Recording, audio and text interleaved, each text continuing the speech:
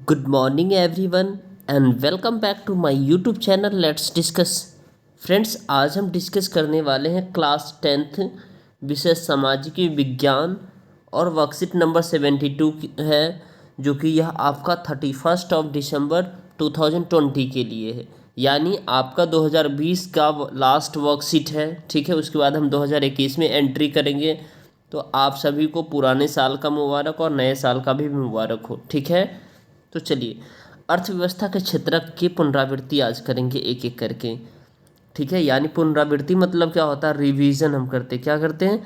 Revision करते हैं। तो बच्चों, आज का जो ये वर्कशीट है बहुत ही इंपॉर्टेंट है, मोस्ट इंपॉर्टेंट वर्कशीट है। ठीक है, तो आइए इसमें जो क्वेश्चन सब है इसे आप देख लीजिए एक बार।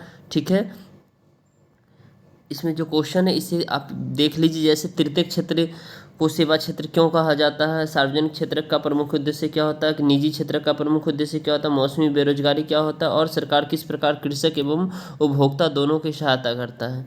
उसका सेकेंड है दोस्तों, इसमें जो आपका बी पार्ट है, बी पार्ट में जो ना दीर्घ उत्तरीय प्रश्न है, 3 या 5 नंबर वाले हैं। ठीक है, आर्थिक एवं गैर आर्थिक क्रियाओं में अंतरस्थ है। ठीक है, दैनिक जीवन सार्वजनिक क्षेत्र और सेवा क्षेत्र में अंतर है, संगठित असंगठित क्षेत्र में अंतर है, महात्मा गांधी रोजगार के बारे में पूरा डिटेल करना है आपको। ठीक है, और भारत में कितने प्रकार की बेरोजगारी पाई जाती है, उसका स्रोत पर आधारित प्रश्न है। इस प्रश्न को प्रॉपर वे में हमें क्या करना है, डिस्कस करना है। तो आइए हम इसे प्रॉपर वे में अब डिस्कस करते हैं। ठीक है, चलिए दोस्तों, आज हमारा जो वर्कशीट नंबर है 72, अर्थव्यवस्था के क्षेत्रक कौन कौन से हैं। अर्थव्यवस्था के क्षेत्रक जिसका हम रिवीजन करेंगे। अगर आपको ये वीडियो पसंद आएगा तो इस वीडियो को लाइक कीजिएगा, अपने दोस्तों के साथ शेयर कीजिएगा और हमारे चैनल को सब्सक्राइब कीजिएगा। मेरा जो चैनल है यूट्यूब पर लेट्स डिस्कस एजुकेशन है। ठीक है, तो चलिए हम इसके क्वेश्चंस को प्रॉपर वे में डिस्कस करते हैं। ये हमारा पार्ट ए है, पार्ट हमारा ए है।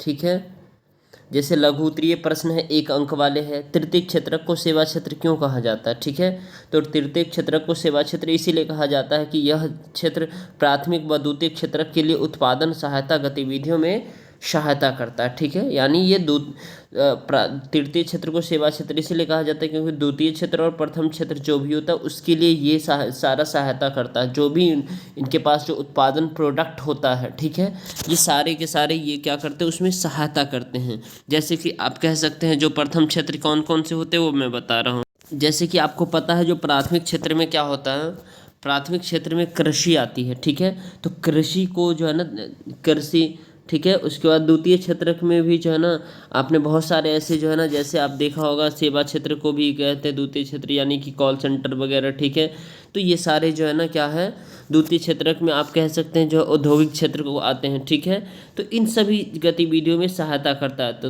तो तृतीय क्षेत्र को सेवा क्षेत्र इसीलिए कहते हैं कि ये तृतीय क्षेत्र वाले, ये प्रथम क्षेत्र यानी कि आप कृषि समझ लीजिए, और औद्योगिक क्षेत्र में ये क्या करते हैं, तृतीय क्षेत्र वाले सहायता करते हैं। ठीक है, उसके क्वेश्चन नंबर सेकेंड है, सार्वजनिक क्षेत्र का मुख्य उद्देश्य क्या होता है। सार्वजनिक क्षेत्र में सरकार का मुख्य उद्देश्य सामाजिक कल्याण की सुरक्षा प्रदान करना होता है। क्या होता है, सामाजिक कल्याण की सुरक्षा प्रदान करना होता है, यानी सार्वजनिक क्षेत्र जिसमें अधिकांश परिसंपत्ति पर सरकार का स्वामित्व होता है। जैसे कि आप देख पा रहे हैं ताजमहल है, क्या है ये ताजमहल, ये इस पर किसका अधिकार है, सरकार का है। लाल किला है, ठीक है, उसके बाद आपने देखा होगा कुतुब मीनार है, इस सब पर किसका अधिकार है, सरकार का।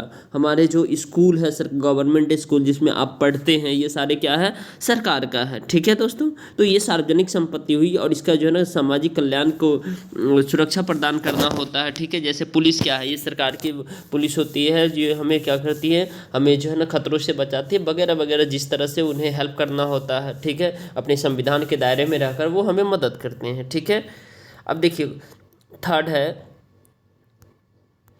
निजी क्षेत्र का प्रमुख उद्देश्य क्या होता है। निजी क्षेत्र का प्रमुख उद्देश्य, तो निजी क्षेत्र का प्रमुख उद्देश्य अत्यधिक लाभ कमाना होता है। क्या होता है, अत्यधिक लाभ कमाना होता है। कोई भी निजी क्षेत्र यानी जिसका मालिक स्वामित्व यानी खुद होता है। ठीक है, निजी क्षेत्र वह क्षेत्र जिसमें परिसंपत्ति का स्वामित्व और सेवाओं का वितरण एक व्यक्ति या कंपनी के हाथ में होता है। तो एक व्यक्ति या कंपनी क्या करेगा, अपना जो लाभ कमाना सोचेगा, प्रॉफिट कमाना सोचेगा। ठीक है, तो प्लीज़ अगर आपको ये वीडियो पसंद आ रहा है तो इस वीडियो को लाइक कीजिएगा, चैनल को सब्सक्राइब कीजिएगा और वीडियो को अपने दोस्तों के साथ शेयर कीजिएगा। ठीक है दोस्तों, अब देखिए, अब नेक्स्ट देखते हैं मौसमी बेरोजगारी क्या है। ये तो हमने थर्ड देख लिया। अब फोर्थ है मौसमी बेरोजगारी से आप क्या समझते हैं। मौसमी बेरोजगारी से आप क्या समझते हैं। तो मौसमी बेरोजगारी कृषि क्षेत्र में पाई जाती है। किस क्षेत्र में पाई जाती है। कृषि क्षेत्र में, यानी कृषि में लगे लोगों को कृषि की जुताई, बुआई, कटाई आदि कार्य के समय तो रोजगार मिलता है, लेकिन जैसे ही कृषि कार्य खत्म हो जाता है तो कृषि में लगे लोग बेरोजगार हो जाते हैं। यानी दोस्तों, मौसमी बेरोजगारी वो बेरोजगारी होता है, बेरोजगारी वो होता है जिसमें लोग अधिक से अधिक संख्या में कृषि पर निर्भर रहते हैं, और कृषि पर निर्भर होने के बावजूद जब ये कृषि कार्य हो जाता है तो वो लोग बेरोजगार हो जाते हैं। ठीक है, तो सरकार को इस बेरोजगारी को ख़त्म करने के लिए कुछ ना कुछ कदम उठाने चाहिए। ठीक है, अच्छे कदम उठाने चाहिए। ऐसा नहीं अगर हमने कदम उठा लिया तो उसका ग्राउंड स्तर पर कोई उसका जो इम्प्लीमेंटेशन नहीं हुआ। ठीक है, चलिए उसका तो हम फिफ्थ क्वेश्चन देख रहे हैं पार्ट ए का। सरकार किस प्रकार कृषक एवं उपभोक्ताओं दोनों को की सहायता करता है। तो सरकार किसानों के अनाज को उचित मूल्य पर खरीदती है। क्या करती है, उचित मूल्य पर खरीदती है, और राशन की दुकान के माध्यम से उपभोक्ताओं को कम मूल्य पर बेचती है। यानी सरकार जो है ना क्या करती है, जो किसान होते हैं उसके मैक्सिमम सपोर्ट प्राइस, इसी के माध्यम से सरकार गेहूँ, चावल सबको खरीदती है। लेकिन दोस्तों, इसको प्रेजेंट वर्तमान तरीके से जोड़ करके देखें तो ये जो किसान आंदोलन है, इसमें सरकार ही इस सभी चीज़ों को नहीं खरीदने वाली है, एक कंपनी खरीदेगी। तो इसी लेकर के किसान लोग आंदोलन कर रहे हैं। किसान चाहते हैं जो हमारा जो अनाज है वो सरकार खरीदे, मैक्सिमम सपोर्ट प्राइस। ठीक है, उस पे एमएसपी पे। तो ये है रीज़न जो आज किसान धरना प्रदर्शन कर रहे हैं। सिंघू बॉर्डर पर आपने सुना होगा, टिकरी बॉर्डर पर सुना होगा। क्यों कर रहे हैं, क्योंकि रीज़न है कि सरकार उनके अनाज को नहीं खरीदेगी। अगर सरकार उसके अनाज को नहीं खरीदेगी, अगर कोई जो कंपनी खरीदती है तो उनसे क्या होता है, बहुत सारा नुकसान होगा उनका। कंपनी क्या करती है, अपने मर्जी से पैसे उसका जो है ना उनके अनाज का दाम लगाएगी। स्टार्टिंग में तो कह रहे हैं हम अधिक लगाएंगे, और बाद में वही जो है ना कंपनी ऑब्वियसली अपना खुद के प्रॉफिट के लिए होता है ना, दूसरे का प्रॉफिट थोड़ी ना देखेंगे वो। तो जो सही फैक्ट है उस चीज़ों को हम इससे रिलेट करके आपको बताए हैं। ठीक है, तो सरकार के किसानों के अनाज को उचित मूल्य पर खरीदती है, लेकिन यहाँ नहीं खरीदेगी कृषि में, और राशन की दुकान के माध्यम से उपभोक्ताओं को कम मूल्य पर बेचती है। इस प्रकार सरकार कृषक और उपभोक्ता दोनों की सहायता करती है। ठीक है, अब हम देखें पार्ट बी देखेंगे दोस्तों। हम पार्ट बी देखेंगे। इस पार्ट बी में हमारा है आर्थिक एवं गैर आर्थिक क्रियाओं के मध्य अंतर स्पष्ट करना है। आर्थिक क्रिया क्या होती है, वह सभी क्रियाएं जिनसे हमें आय प्राप्त होती है। वह सभी क्रियाएं जैसे जिनसे हमें आय प्राप्त होती है, जैसे जैसे यहाँ पे आप क्या लिखेंगे, कृषि है इसके एग्जाम्पल में, व्यापार है, खनन है, इत्यादि है। ये सारे के सारे आर्थिक क्रियाएं हैं। गैर आर्थिक क्रियाएं क्या होती है, वह सभी गतिविधियाँ जिनसे हमेशा हमें आय प्राप्त नहीं होती है, गैर आर्थिक क्रिया कहलाती है। जैसे कि मम्मी घर में खाना बनाते तो उनसे हमें आय प्राप्त नहीं होती है, उनसे हमें क्या होती है, आय प्राप्त नहीं होती है। उन्हें गैर आर्थिक क्रिया या अना आर्थिक क्रिया कहते हैं। जैसे कि घर में खाना पकाना, मम्मी खाना बनाती है, खिलाती है, उन्हें कोई पैसे पेड नहीं होते, वो उनको वैल्यू भी नहीं दिया जाता है। उन्हें तो ऐसा बोला जाता है आप सिर्फ खाना ही बनाते हो और क्या करते हो बताओ, डे वैल्यू। लेकिन हमें रिस्पेक्ट करना चाहिए हर एक घर को। ठीक है, विद्यार्थी द्वारा पढ़ाई करना, ये अगर स्टूडेंट पढ़ाई कर रहा है तो उसमें कुछ उसका लाभ नहीं है। जब वो इन फ्यूचर वो बेहतर तरीके से पढ़ेगा तो उन्हें लाभ होगा। लेकिन प्रेजेंट सिनेरियो में 12th तक देख लीजिए, कुछ लाभ नहीं है बच्चे पढ़ रहे हैं तो। ठीक है, अगर आपको ये सेशन पसंद आ रहा है तो इस वीडियो को आपसे लाइक कीजिएगा, अपने दोस्तों के साथ शेयर कीजिएगा, और हमारे चैनल को सब्सक्राइब कीजिएगा लेट्स डिस्कस एजुकेशन को। ठीक है दोस्तों, अब हम अपने दैनिक जीवन में से उदाहरणों का उपयोग करते हुए निजी एवं सार्वजनिक क्षेत्र में अंतर स्पष्ट करना है। क्या करना है, निजी और एवं सार्वजनिक क्षेत्र में अंतर को स्पष्ट करना है। चलिए, तो यहाँ जो हमारा सार्वजनिक क्षेत्र और निजी क्षेत्र के बीच निम्नलिखित अंतर है, चलिए एक एक करके देखते हैं। हमारा जो सार्वजनिक क्षेत्र है क्या है, सार्वजनिक क्षेत्र परिसंपत्ति पर सरकार का नियंत्रण होता है। यानी पहला पॉइंट आप लिखेंगे सार्वजनिक क्षेत्र का जो संपत्ति होती है उस पर सरकार का नियंत्रण होता है।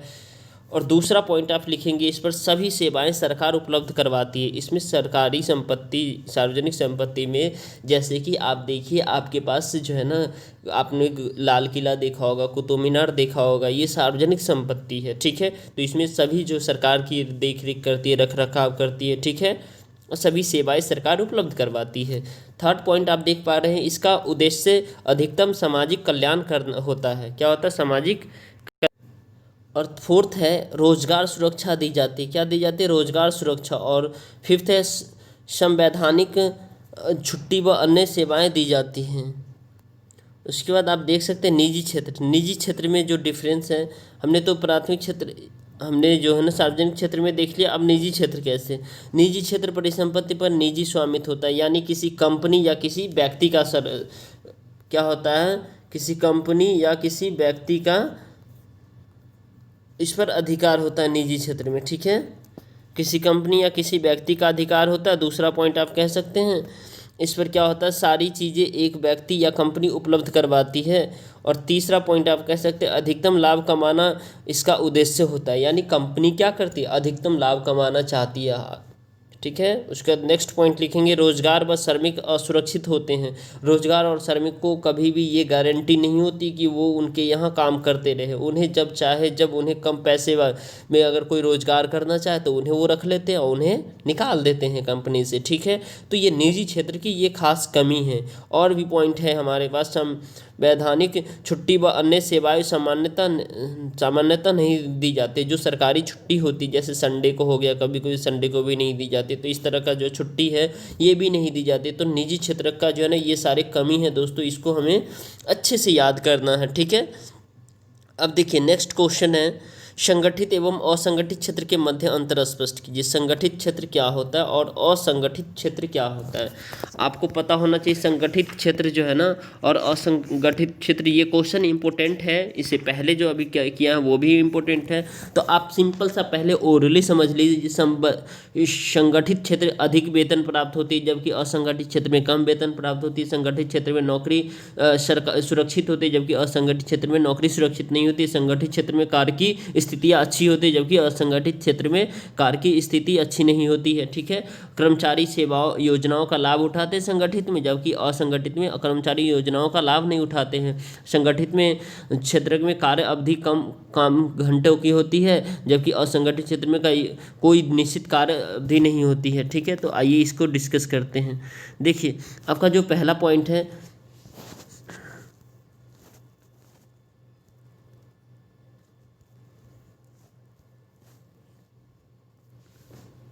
अधिक वेतन प्राप्त होती है, ठीक है, जबकि ये कम वेतन देती है, ठीक है। उसके बाद नेक्स्ट है नौकरी सुरक्षित होती है जबकि नौकरी सुरक्षित नहीं होती असंगठित क्षेत्र में। अब देखिए इसे प्रॉपर वे में आपको लिखना है। कार्य की स्थिति अच्छी होती है जबकि निम्न स्तरीय कार्य होती है। यानी कोई कार्य अच्छा नहीं होता है, मजदूरी करना होता है असंगठित क्षेत्र में। और असंगठित क्षेत्र में जो है ना पढ़े लिखे बेरोजगार भी जाते हैं। जैसे कि पढ़े लिखे बेरोजगार कहे तो जिनको नौकरी नहीं मिली, जो बीए पास करके बैठे होते हैं, ठीक है, उनको हम पढ़े लिखे बेरोजगार कहते हैं, ठीक है, वो भी जाते हैं। उसके बाद कर्मचारी योजनाओं का लाभ नहीं उठाते हैं। और कार्य अवधि काम के घंटे निश्चित होते हैं जबकि कोई निश्चित नहीं होते। तो ये सारे जो ना प्राइवेट जो है ना छोटे छोटे जो मजदूरी करवाते हैं छोटे छोटे कंपनी, उनके बारे में है। और ये सरकारी नौकरी सब के बारे में, ठीक है। तो ये संगठित क्षेत्र हमारा सरकार अधिक वेतन होती है, इस पर सरकार का नियंत्रण होता है जबकि इसमें किसी स्वामित्व का नियंत्रण होता है। आई होप आपको समझ में आ रहा है दोस्तों। अगर आपको समझ में आ रहा है तो हमारे चैनल को सब्सक्राइब कर लीजिए, वीडियो को लाइक कीजिए, कमेंट करना ना भूलें और दोस्तों के साथ शेयर कीजिए, ठीक है। उसके बाद नेक्स्ट है महात्मा गांधी राष्ट्रीय ग्रामीण रोजगार अधिनियम 2005 मनरेगा के प्रमुख प्रावधानों का उल्लेख कीजिए। बहुत ही अच्छा क्वेश्चन है ये। क्वेश्चन आपके वीवीआई क्वेश्चन है, आपके एग्जाम में आते हैं ये क्वेश्चन, राइट। अब देखिए ये क्वेश्चन है जैसे महात्मा गांधी राष्ट्रीय ग्रामीण रोजगार गारंटी अधिनियम 2005 को मनरेगा 2005 के रूप में भी जाना जाता है। यानी मनरेगा 2005 के तहत क्या होता है, ग्रामीण क्षेत्र में उन सभी लोगों को जिनको काम की आवश्यकता होती है उन्हें एक वर्ष में 100 दिन के रोजगार की गारंटी लेता है, ठीक है। लेकिन ये तो सिर्फ लिखा गया। अभी तक मैंने जो एनालिसिस किया, जब गांव का में जाकर रिसर्च किया था, तो ऐसा कुछ नहीं पाया जाता दोस्तों। लेकिन आपको लिखना है, ठीक है, आपको नंबर लेने के लिए आपको लिखना पड़ेगा, ठीक है। उसके बाद नेक्स्ट पॉइंट है, यदि सरकार रोजगार देने में विफल रहती है तो या लोगों को बेरोजगारी, तो लोगों को क्या करती है, बेरोजगारी भत्ते देती है, तो लोगों को बेरोजगारी भत्ते देती है। और 33% कार्य महिलाओं के लिए आरक्षित होती है, ठीक है। कितना? 33% कार्य महिलाओं के लिए आरक्षित होती है। उसके बाद आप देख पा रहे हैं नेक्स्ट पॉइंट है हमारा, मनरेगा का मुख्य उद्देश्य गरीबी को कम करना तथा बेरोजगार प्रदान करना होता है। क्या करना होता है? गरीबी को कम करना और रोजगार प्रदान करना होता है। आई होप आपको समझ में आ रहा है दोस्तों। अगर ये समझ में आ रहा है तो हमारे चैनल को लाइक कर लीजिए और हमारे वीडियो को वीडियो पे कमेंट कीजिए और दोस्तों के साथ शेयर कीजिए और हमारे चैनल को सब्सक्राइब कर लीजिए, ठीक है दोस्तों। अब नेक्स्ट क्वेश्चन है, भारत में कितने प्रकार की बेरोजगारी पाई जाती है? भारत में कितने प्रकार की बेरोजगारी पाई जाती है? तो बेरोजगारी किसे कहते हैं, पहले ये समझ में आना चाहिए। बेरोजगारी का मतलब जब कोई व्यक्ति काम करना चाहता है और काम करने के योग्य है तथा उनसे काम नहीं मिलता, तो इसे हम बेरोजगारी कहते हैं। बेरोजगारी के मुख्य प्रकार होता है, यानी बेरोजगारी जो कोई भी व्यक्ति पढ़े लिखे बेरोजगार भी हो सकते हैं, ठीक है, मतलब जिनको नौकरी नहीं है वो सारे बेरोजगार है, गरीब लोग भी बेरोजगार है, जो पढ़े लिखे हो तो वो भी बेरोजगार होता है, ठीक है। तो आपको सिंपली इसका आंसर लिख देना, बेरोजगारी का मतलब जब कोई व्यक्ति काम करना चाहता है और काम करने के योग्य है तथा उसे काम नहीं मिलता, तो इसे बेरोजगारी कहते हैं। बेरोजगारी जो के प्रकार, मौसमी बेरोजगारी, जब कोई लोगों को वर्ष के कुछ विशेष दिनों या महीनों में काम नहीं मिलता तो उसे मौसमी बेरोजगारी कहते हैं। जैसे कृषि में मौसमी बेरोजगारी सामान्य है। उसके बाद पहला बेरोजगारी हो गया। दूसरा है छिपी हुई बेरोजगारी। छिपी हुई बेरोजगारी क्या होता है दोस्तों? जब कहीं आवश्यकता से अधिक लोग काम कर रहे हो या योग्यता से कम वेतन प्राप्त कर रहे हो, तो इसे हम रोजगार या छिपी हुई बेरोजगारी कहते हैं, ठीक है। अब नेक्स्ट पॉइंट है, थर्ड है शिक्षित बेरोजगारी। शिक्षित बेरोजगारी क्या? पढ़े लिखे युवा जिनके पास डिग्री तो है, जिनके पास क्या है, डिग्री तो है पर काम नहीं, इसे शिक्षित बेरोजगारी कहते हैं। शहरों में शिक्षित बेरोजगारी की समस्या अत्यधिक पाई जाती है, ठीक है। अब नेक्स्ट है स्रोत पर आधारित प्रश्न है दोस्तों, तो आइए इसे स्रोत को पहले पढ़ते हैं। चलिए, तो स्रोत जो है, नीचे दिए गए अनुच्छेद को पढ़िए एवं पूछे गए प्रश्नों को उत्तर दीजिए। यानी किसी विशेष वर्ष में प्रत्येक क्षेत्रक द्वारा उत्पादित अंतिम वस्तु व सेवाओं का मूल्य उस वर्ष में देश के कुल उत्पादन की जानकारी प्रदान करता है और तीनों क्षेत्रों के उत्पादन के योग्यफल को देश का सकल घरेलू उत्पाद कहते हैं। यानी सकल घरेलू उत्पाद क्या होता है? जैसे आपके फैमिली में सब लोग कमाते हैं और उसका जो इनकम होता है, जो भी किसी भी तरीके से जो इनकम होता है, वो सारा सकल घरेलू उत्पाद होता है एक व्यक्ति का। उसी तरह देश के जितने भी लोग हैं, विदेश के लोग भी या इंडिया में रह करके जितने भी काम करते किसी भी क्षेत्र में हैं, उस सब के का जो क्या कहते हैं अर्निंग होती है, ठीक है, किसी भी तरीके से, वो सब क्या कहलाता है? हमारा जीडीपी कहलाता है। तो आई होप आपको समझ में आ रहा होगा। दोहरी गणना की समस्या तब तक उत्पन्न होती है जब राष्ट्रीय आय की गणना के लिए सभी उत्पादों के लिए उत्पादन मूल्य को जोड़ा जाता है, क्योंकि इससे कच्चे माल का मूल्य भी जुड़ जाता है। अतः समाधान के लिए केवल अंतिम उत्पादन के मूल्य की गणना की जानी चाहिए। पिछले कुछ सालों में अर्थव्यवस्था की प्राथमिक क्षेत्रक पर निर्भरता कम हुई है, परंतु यह अभी भी कुल कार्यरत जनसंख्या के लगभग 50% आबादी को रोजगार प्रदान करती है। इससे अभिप्राय यह है कि कृषि में आवश्यकता से अधिक लोग कार्यशील है। दूसरे शब्दों में यह कह सकते हैं कि कृषि क्षेत्र में लगे लोग अल्प बेरोजगारी की समस्या का सामना कर रहे हैं। यह बेरोजगारी छिपी हुई बेरोजगारी होती है। इसी प्रकार की बेरोजगारी को हम छिपी हुई बेरोजगारी भी कहते हैं। अब देखिए क्वेश्चन जो है, इस सभी क्वेश्चंस का हम डिस्कस करते हैं। क्वेश्चन नंबर हमारा फर्स्ट है, सकल घरेलू उत्पाद से आप क्या समझते हैं? तो आपको सिंपली ये लिखना है दोस्तों, सकल घरेलू उत्पाद क्या होता है? जब हमारे देश के में विदेश के भी लोग रहते हैं और हमारे देश के सभी लोग किसी भी तरीके से जो भी पैसे कमाते हैं और वो सारे जो इनकम है वो हमारे देश के लिए सकल घरेलू उत्पाद होता है। आई होप आपको समझ में आ गया होगा। चलिए अब देखिए, सकल घरेलू उत्पाद किसी विशेष वर्ष में प्रत्येक क्षेत्र के द्वारा उत्पादित अंतिम वस्तु और सेवाओं का मूल्य उस वर्ष में देश के कुल उत्पादन की जानकारी प्राप्त करता है, सकल घरेलू उत्पाद कहलाता है। उसके बाद आपका दूसरा है दोहरी गणना से आप क्या समझते हैं? किसी वस्तु के मूल्य की गणना करते हुए अगर कच्चे माल या लागत आदि की 2 बार गणना कर ली जाती है तो इसे हम दोहरी गणना कहते हैं। दोहरी गणना कहते हैं यानी गिनना होता है, ठीक है।